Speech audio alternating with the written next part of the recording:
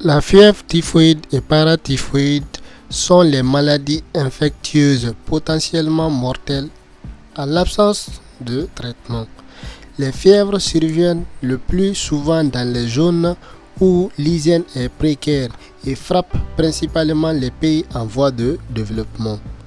En France, de 100 à 150 cas sont répertoriés chaque année chez les voyageurs ou des personnes originaires des zones endémiques, c'est-à-dire en Afrique, en Asie et en Amérique latine. Mais qu'est-ce qu'on appelle fièvre typhoïde? Suivez dans cette vidéo, je vais vous expliquer qu'est-ce qu'on appelle la fièvre typhoïde, quels sont ses symptômes, quelle est la cause et quelle prévention faut-il prendre. Donc si tu viens de découvrir cette chaîne, n'oublie pas de t'abonner, active ta cloche de notification parce qu'à chaque semaine nous partageons des vidéos qui vous aident vraiment à vous maintenir dans l'équilibre sanitaire. Allez, c'est parti. La fièvre typhoïde est une maladie infectieuse qui est causée par une bactérie à gram négatif, une salmonelle qui se trouve dans une eau contaminée. Sa transmission se fait par voie orale. Comme je vous l'avais dit au préalable, c'est une maladie qui sévit dans les pays où les standards d'hygiène sont défavorables, principalement dans les régions intertropicales. Les fièvres typhoïdes et paratyphoïdes sont causées par les bactéries appartenant aux germes Salmonella, mais dont le réservoir est strictement humain, c'est-à-dire on retrouve ces bactéries uniquement dans l'organisme humain. Ces bactéries appartiennent au sérotype typhi, ou moins fréquemment au sérotype paratyphi A, B ou C.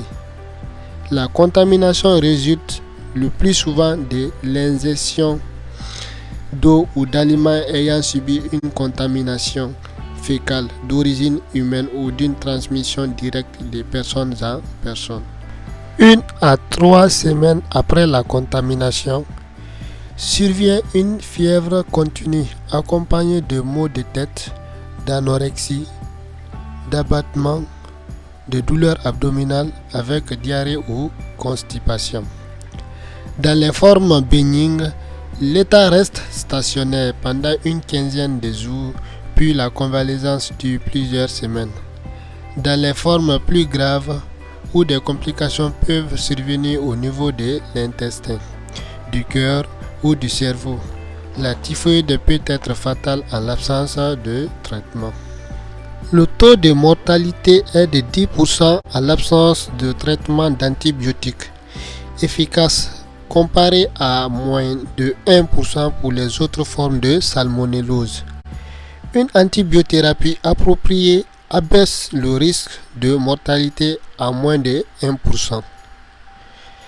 Les fluoroquinolones, exemple les ciprofloxacine et les céphalosporines de troisième génération, sont des antibiotiques de choix pour traiter les fièvres typhoïdes et paratyphoïdes. Cependant, de plus en plus de souches résistantes aux antibiotiques sont isolées, en particulier en Asie du Sud et dans le sous-continent indien. Ainsi, plus de 90% des souches isolées dans les régions sont de sensibilité diminuée aux fluoroquinolones. Depuis maintenant 2018, des souches résistantes à la fois à la ciprofloxacine et aux céphalosporines de troisième génération ont été isolées en France métropolitaine. Ces souches sont originaires d'Asie du Sud, sont sous étroite surveillance au CNR. La prévention se repose sur surveillance épidémiologique et la lutte contre le péril fécal. La dissémination des bactéries peut être arrêtée par une distribution d'eau de qualité bactériologiquement contrôlée, le traitement des eaux usées, la généralisation du tout à l'égout, le contrôle des zones de récolte des coquillages, la pasteurisation des aliments, des beurres et lait en particulier, et le respect strict des règles d'hygiène pour tous les travailleurs du milieu de la restauration. Un vaccin anti-typhoïdique bien toléré ne nécessite qu'une seule injection, peut être administré aux voyageurs se rendant dans les régions à risque.